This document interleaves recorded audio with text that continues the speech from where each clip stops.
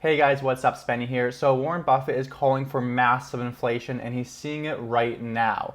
Now, this is a pretty serious concern. It could end up something like the 1970s where there was a dramatic crash in the stock market followed by about 10 years of very high inflation. Now, I'm going to show you guys the evidence of this inflation, show you guys what the Fed is saying about not seeing inflation, my thoughts around that, and what I'm doing to deal with this situation. So, Warren Buffett says Berkshire Hathaway is seeing substantial inflation and raising prices. Now, we did have a scare in the stock market a couple months ago where you saw about a 10% dip in the NASDAQ. This was because people were becoming fearful of inflation because when inflation rises dramatically, it can cause a lot of fear and a very quick stock market crash. So what actually happened in 1973 to 1974, there was a 45% crash in the stock market. I'm going to go through that with you guys in just a second and show you what happened in the 1970s and how our current situation is very similar. Now, further on the evidence of current inflation, so I'm invested in container shipment stocks because they're benefiting massively from what's going on in the world right now. All of the lockdowns has caused this chart to absolutely explode. And this is basically indicating that shipping stocks are making a ton of money because there's such a backlog on orders. Basically, any kind of product in the world right now is massively backlogged and they just can't keep up with demand currently.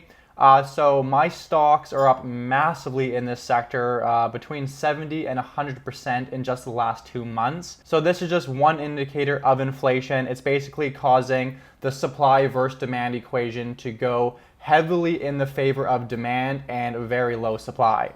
The next indicator is lumber prices. So I'm also invested in a lumber stock that's up very nicely as well. You can see, back in the March crash, it was about $300 for lumber. Now we're closing, $1,300, so it's about 4x.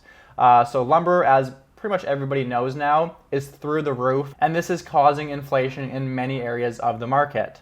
Another one is aluminum, and aluminum prices are through the roof as well.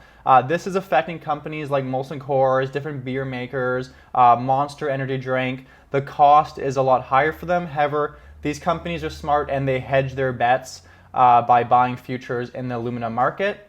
However, the cost is up massively as well. Another area that I'm invested in is in Leslie's Pool Supplies. However, they're seeing massive inflation in chlorine and many other pool supplies such as pool pumps, heaters, very low stock and all of that. And inflation is very relevant in this sector as well. Inflation is essentially everywhere right now. You guys know of the massive shortages we're seeing in everything. And even gas prices are through the roof. So I live in Vancouver, British Columbia, up here in Canada. Gas prices last March were around 90 cents a liter. Now they're $1.51. That is a dramatic increase, and we're not even in peak season. As we move into the summer, gas prices, I suspect, are going to rise dramatically. There's going to be way more demand for gas as the economy opens up. And right now we are not drilling enough, so it's going to further push that supply and demand further into demand and not enough supply, causing more inflation. And the crazy thing about all of this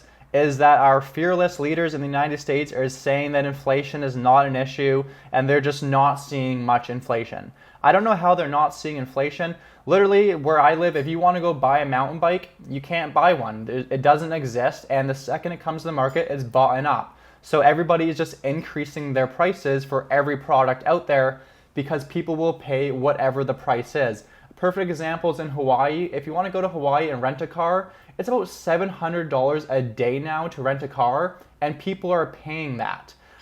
So unprecedented inflation, and our fearless leaders are saying there isn't. And this is because they fear that if people are aware of inflation, it basically has a psychological effect where people will go out and stack up on goods because they know inflation's around and prices are going to increase in the future.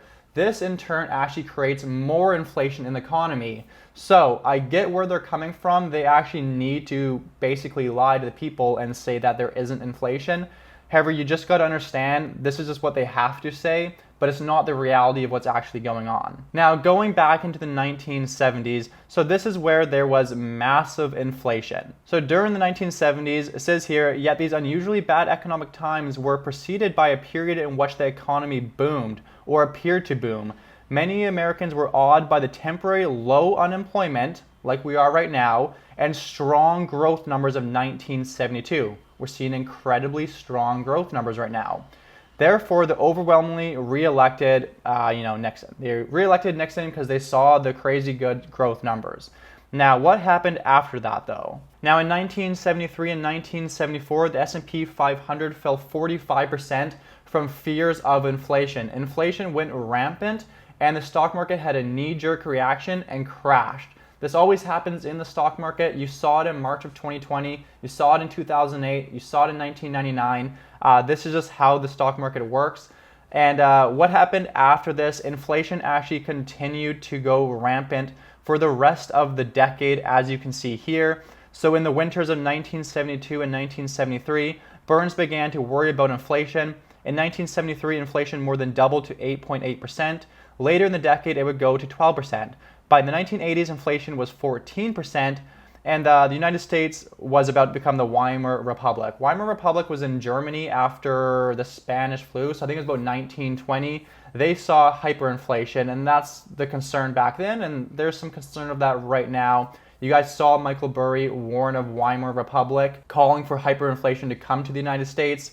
It's definitely something that could happen. However, I'm not going to touch on that in this video. So anyways, what happened after the 1970s? We moved into the 1980s, and the Fed had to react to this inflation. So the Fed chairman and a brutal policy of tight money, including the acceptance of a recession before inflation would return to low single digits. So they basically tightened the money supply, jacked up interest rates, and it caused a recession, but it's what they had to do to keep inflation down because it was just going rampant. Now, this is obviously very similar to our current situation. Essentially, if inflation runs away, that's going to crash the stock market, and if the Fed reacts and tightens the money supply, that could also cause the stock market to crash. So it's kind of a lose-lose situation.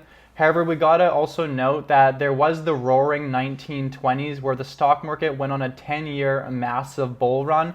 That is also a very possible situation that could occur as well. So in my next video, probably sometime this week, I will also touch on the roaring 20s, and that could also be a situation instead of the 1970s. It doesn't necessarily mean a stock market crash is imminent. It's just a very real possibility, so we need to be aware of that, and we need to position our portfolio accordingly. Now, something to note, guys, in 1972 to 1974 is when we saw that stock market crash because of that initial fear of inflation. But for the rest of the decade, we actually saw the stock market appreciate in value until they tightened the money supply in the 1980s. So if we do have a similar situation to the 1970s, it's very possible that the stock market does appreciate after an initial crash. Just something you need to be aware of and position yourself accordingly. Now, I do think we are going into the worst times of inflation right ahead of us.